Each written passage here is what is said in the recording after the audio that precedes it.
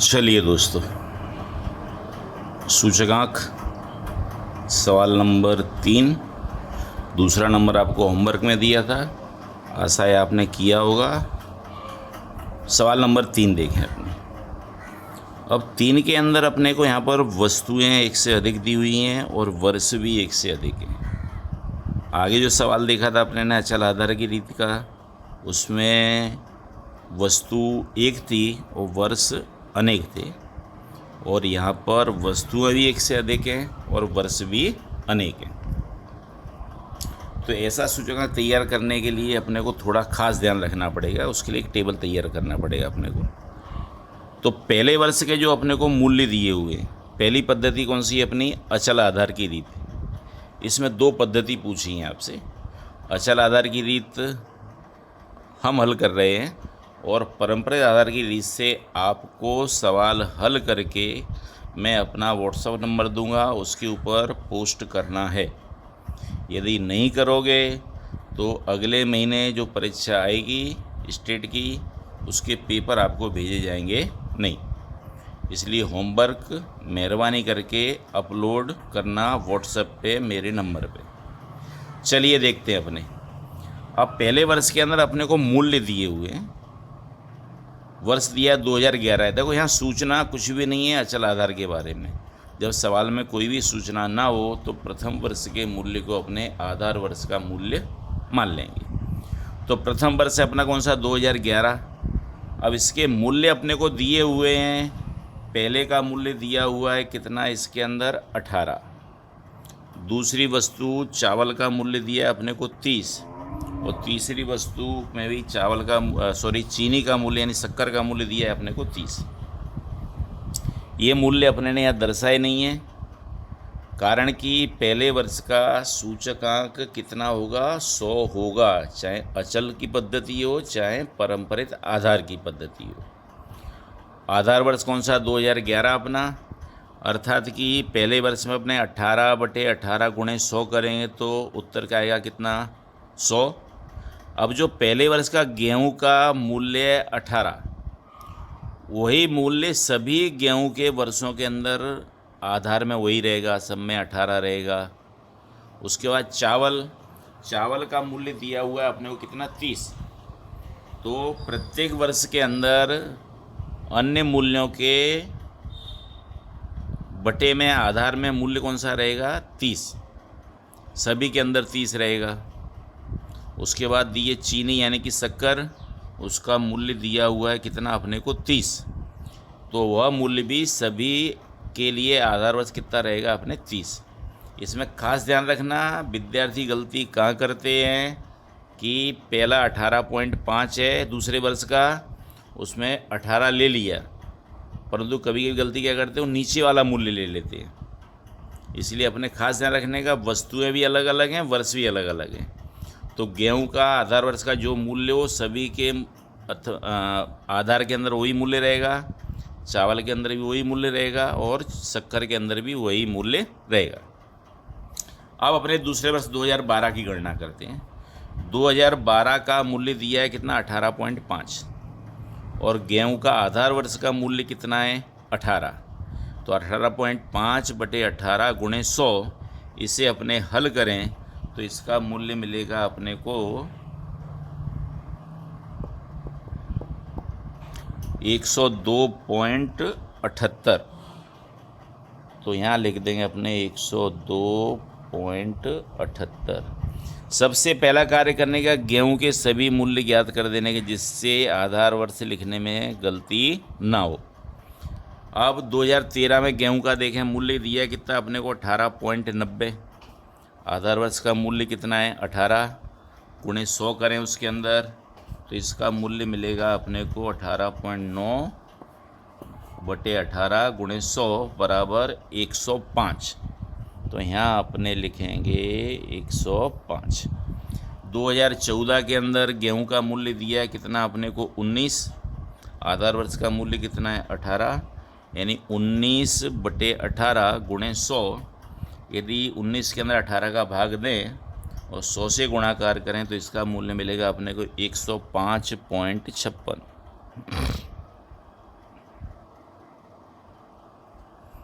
उसके बाद अंतिम वर्ष 2015, 2015 का चालू वर्ष का मूल्य कितना 19.5, आधार वर्ष का मूल्य कितना 18 गुणे 100, तो उसका मूल्य अपने को प्राप्त होगा 108.33।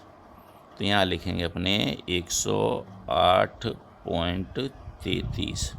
सबसे पहले सही वस्तुओं के अपने को सूचकांक ज्ञात कर लेने के। उसी प्रकार चावल के अंदर चालू वर्ष का मूल्य 30 है, आधार वर्ष का मूल्य भी 30 ही होगा, और गुणे 100 करेंगे तो उत्तर कितना आएगा इसका 100। अब चलें 2012 के अंदर। 12 में चावल का मूल्य दिया कितना 36, आधार वर्ष का मूल्य कितना 30 और गुणे 100, यानी 36/30 गुणे 100 करें तो इसका मूल्य मिलेगा अपने को 120।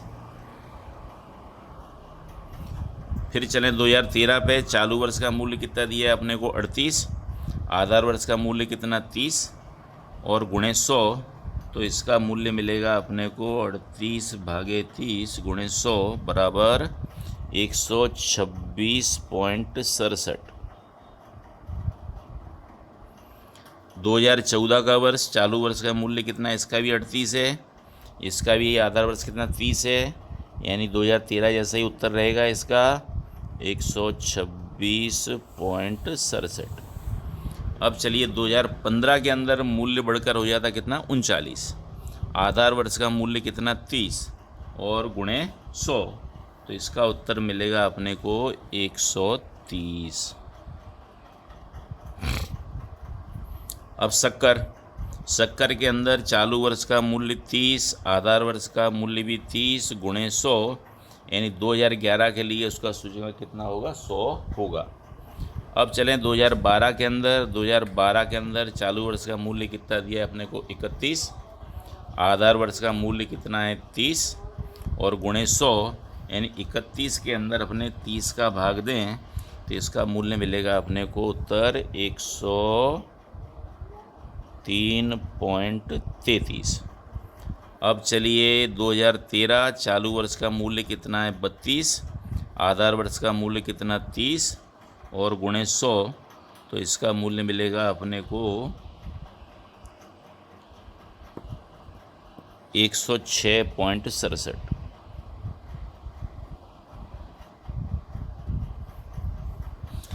वर्ष 2014 चालू वर्ष का मूल्य कितना 34, आधार वर्ष का मूल्य कितना 30 और गुणे 100, इसका उत्तर मिलता है अपने को 113.33। 13.33। और अब 2015 देखें अपने, तो चालू वर्ष का मूल्य कितना 36, आधार वर्ष का मूल्य कितना 30 और गुणे 100, तो इसका उत्तर मिलेगा अपने को 120। अब इन सूचकांकों के अपने कर देने के योग। पहले वर्ष का योग करेंगे तो 100 प्लस 100 कितना होगा 300 होगा। 2012 का हम देखें अपने टोटल तो कितना 102.78, 120 और 103.33, यानी ये टोटल कीमत होती है अपनी 326.11। तो यहाँ अपने लिखेंगे 326.11। उसके बाद 2013 के अंदर पहले वर्ष का सूचकांक कितना है 105, फिर 126.67 और फिर 106.67। इनका अपने टोटल करें तो मिलेगा अपने को 338.34। 338.34।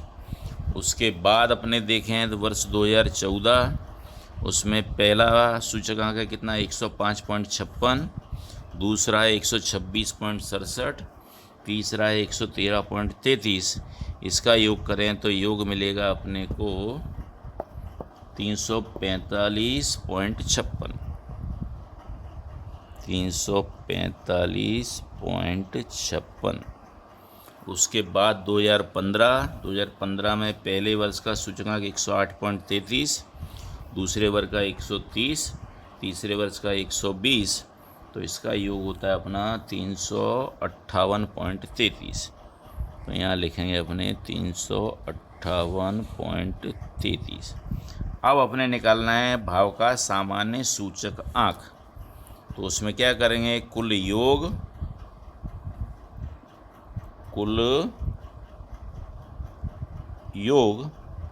बटे जितनी वस्तुएं हो, 3 हो तो 3 से भाग देने का, 4 हो तो 4 से भाग देने का।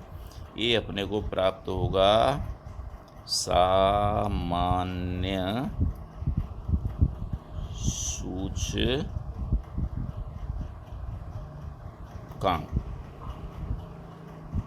ठीक है, पहले का उत्तर 300 और बटे 3, इसका उत्तर मिलेगा कितना अपने को 100। दूसरे का उत्तर अपने 326.11 बटे 3, तो इसका उत्तर मिलेगा अपने को 108.70। 108.70। उसके बाद तीसरी वस्तु, उसका मूल्य कितना है, 338.34 बटे 3 बराबर, इसका उत्तर मिलेगा अपने को 112.78। 112.78। अगली वस्तु, उसका योग है अपने पास में 300, अगला वर्ष 345.56 और बटे 3, तो 345.56 में 3 का भाग देंगे तो उत्तर मिलेगा अपने को 115.19। 115.19।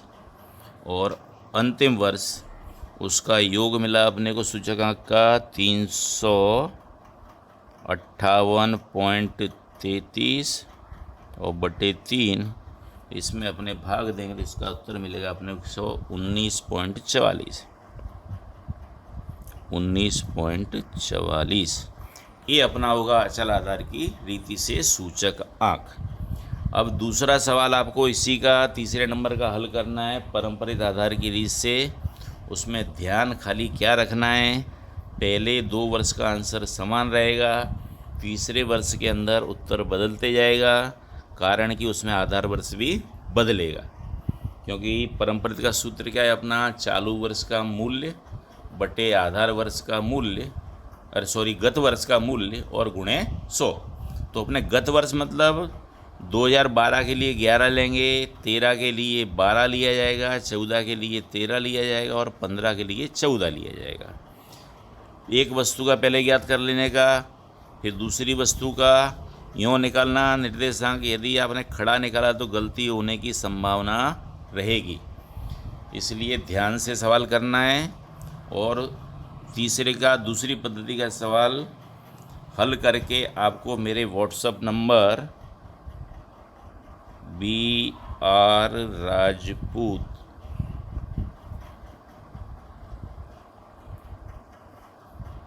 व्हाट्सएप 93747225559 पर भेजना है। इससे पहले का जो सवाल दिया था दूसरे नंबर का होमवर्क में, वो भी आपको हल करके भेजना है। अगला सवाल अपने देखेंगे इसके अगले वाले वीडियो के अंदर। तैयारी अच्छी तरह से करना, अगले महीने आपकी कसौटी होगी और उसके आधार पर ही आपको मार्क्स या फॉर्म भरने की इजाज़त दी जाएगी। धन्यवाद।